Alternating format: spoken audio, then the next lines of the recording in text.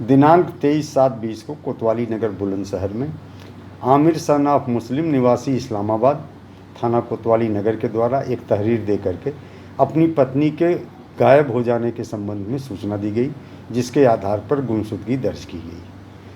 दिनांक 27/7/20 को गाजियाबाद में न्यू हिंडम क्षेत्र है, साहिबाबाद थाना क्षेत्र में, वहाँ एक अटैची में अज्ञात महिला का शव मिला और सोशल मीडिया के माध्यम से उस शव को देख करके एक इस्माइल नामक व्यक्ति ने थाने को सूचित किया, गाजियाबाद को, साहिबाबाद थाना गाजियाबाद को, कि ये शव उसकी बहन का है। उस व्यक्ति को रात में ही साहिबाबाद पुलिस के द्वारा थाने में बुला करके शव की शिनाख्त कराई गई।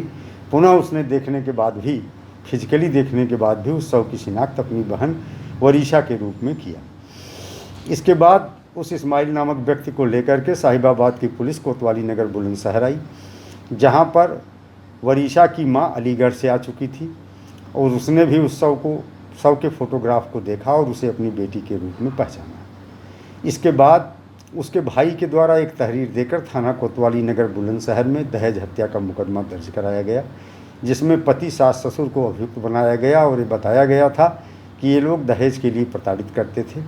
1 जून 2020 को शादी हुई थी और शादी के बाद से ही दहेज के लिए उसे तंग किया जा रहा था, मारपीट की जा रही थी और इसी क्रम में उसे मार करके उसकी हत्या करके शव को गायब कर दिया गया है। इस आधार पर दहेज हत्या का मुकदमा थाना कोतवाली नगर बुलंदशहर में दर्ज हुआ। रात में ही साहिबाबाद पुलिस के साथ उसकी मां और उसका भाई पुनः वापस गाजियाबाद जाते हैं।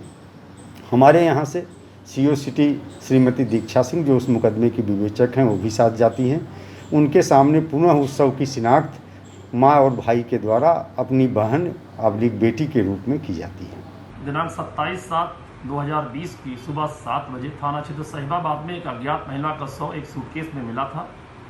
उस अज्ञात महिला की शिनाख्त एक वरीशा नाम की महिला के रूप में हुई थी। वरीशा की मां, बंदो एवं वरीशा के भाई इस्माइल के द्वारा स्वतः इसकी पहचान की गई थी, इसकी शिनाख्त की गई थी। चिकित्सा अधिकारी एवं पुलिस के समक्ष दोनों ने तहरीर देकर ये बताया था कि ये मेरी बेटी है। इस शिनाख्त के आधार पर वैधानिक कार्रवाई हुई थी। चूंकि मुकदमा बुलंदशहर में पंजीकृत था, दहेज हत्या के अंतर्गत विवेचना की जा रही थी। आज विवेचक के द्वारा एक सूचना और एक तथ्य से अवगत कराया गया है कि जो ये महिला की पहचान वरीशा के रूप में की गई थी, वो उनके परिजनों के द्वारा गलत की गई थी। वरीशा अभी जिंदा है। इस सूचना के आधार पर गाजियाबाद में जो अपेक्षित कार्रवाई है, धारा 302 और 201 के अंतर्गत विधिक कार्रवाई प्रचलित कर दी गई है। जी, वो मेरी छोटी बहन है। अच्छा, कब से लापता थी? वो 23 जुलाई से लापता है। 23 जुलाई 2020 से? जी। कहाँ से लापता हुई थी? बुलंदशहर ससुराल से अपने। क्या पति क्या करते हैं इनके? कब शादी हुई थी? मुर्गे का काम करते हैं। 1 जून सन 2020 में शादी हुई थी। कोई दहेज मांगा था? जी, दहेज मांगा था। कितना? बोल रहे थे हमारा काम है, उसका मुर्गे का हमें गाड़ी दो, मच्छी का काम है हमारा, गाड़ी दो हमें, और फ्रिज दो, वॉशिंग मशीन दो हमें। सारा दहेज मांग रहे थे। हमने जितना हमारी गुंजाइश थी हमने उतना दिया, उसके बाद बावजूद भी अलग मांग रहे थे। तो जब ये जुलाई में लापता हुई तब आपने रिपोर्ट दर्ज कराई थी? जी, कराई है। क्या कहा था पुलिस ने बुलंदशहर में? बुलंदशहर में ये बात हुई थी कि अभी कुछ पता नहीं चल रहा है ना, ये बोल रहे हैं भाग गई। उल्टे सीधे बयान दे रहे थे कि भाग गई, ये हो गया वो हो गया, हमारे पैसे लेके भाग गई।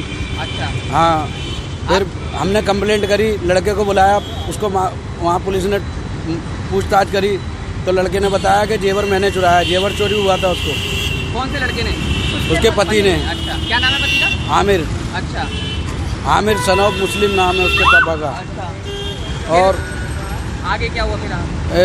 16 तारीख को हमारे घर पे थी, उनके पापा गए घर से लेके आए उनको, मेरी बहन को। अच्छा। 17 तारीख को उन्होंने खबर दी कि जेवर चोरी हो गया। अच्छा। बोल रहे जेवर चोरी हो गया। मैंने कहा कंप्लेंट करें, वो कह रहे नहीं कंप्लेंट क्या करें, जेवर तो और बन जाएगा, हाथ पैर सही सलामत रहेंगे, जेवर बन जाएगा। हम भी किस पर शक है, ये यहाँ कैसे पहुँची होगी? हमें उसके बाप पे, उसके पति पे और उसकी सास पे शक है, उन्हीं लोगों ने ये काम करा है।